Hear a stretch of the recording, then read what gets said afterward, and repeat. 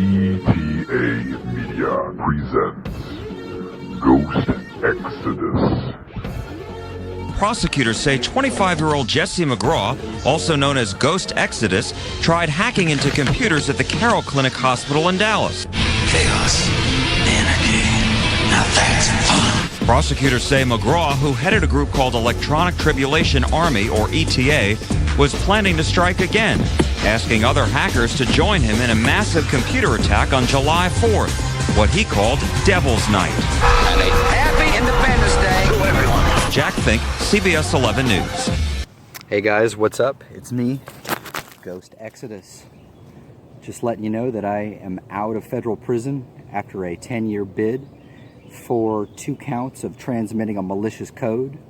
What is a malicious code, you might ask? It's any program, code, or command that has the ability to modify, damage, or impair a protected computer system used in interstate commerce. Fun fact, I would never put a real malicious code on the HVAC system at the Carroll Clinic. For those of you who are familiar with my case, I use commercial remote access program like TeamViewer and LogMeIn. Fun fact. Anyways, after doing 10 years, I'm out in a halfway house now, just trying to get back on my own feet. I wanted you to know that after being threatened with 20 years and $500,000 worth of restitution, you know what? I didn't snitch on my friends, and I didn't snitch on my enemies. So you might ask yourself, because when you Google my name, Jesse McGraw or Ghost Exodus, what do you find? You find the hospital hacker. Well, guess what? It wasn't a hospital, but you were never supposed to know that. It was a private clinic that specialized in orthopedics and sports medicine. Also, if you imagine this, so how is it that the severity of my crime was putting malicious code on this clinic's HVAC server? Again, like I said before, the legal statute for malicious code does not merely describe malware. It describes any type of program that you have used for unauthorized access, even if that program is something commercial, like in this case. But in my case, it wasn't distinguished between the botnet that I used on another system and LogMeIn and TeamViewer, which I used on the HVAC. So, another fun fact is when you Google my case, you find instances where I'm being accused flat out of hacking into NASA and computers belonging to the Dallas Police Department Aviation Unit at Love Field Airport. Well, you know what? I didn't do that because I wasn't indicted for it. Have you asked yourself that? No, I bet you didn't. Would it be surprising to you if I told you that the media controlled the entire narrative of what the public was to know about my case?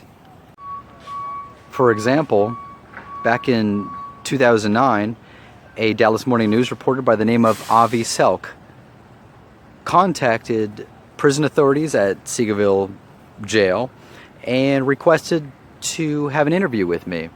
His phone calls were never returned, and when he came to the prison, he was restricted. He was denied access, and there goes your First Amendment. I bet you didn't know that I am completely innocent of committing witness intimidation. Did you know I was framed for that? I bet you didn't know that. So what am I really getting at here? I'm so glad you asked. It's hunting season within the Justice Department when it comes to hackers. It is really difficult to catch us. That is why there are so few hackers in the prison system. But the real thing is that some of our raging egos and narcissism, like the kind and quality that I had, is what really buried me. I buried myself. I can't blame anyone but myself for getting caught. I'm glad it happened. I just wish it didn't happen the way it did. Use your anonymity. Use it religiously. That's just one point that the that the FBI and the Justice Department will try to exploit. However, keep your friends close and your enemies closer. Don't be so trusting. Shut your big fat mouth. Quit bragging. Quit boasting. Seriously, don't be like me. Don't do it. Law enforcement are very resourceful, but they're not omniscient.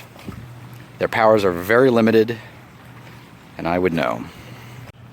So why did I do what I did? It's a good question.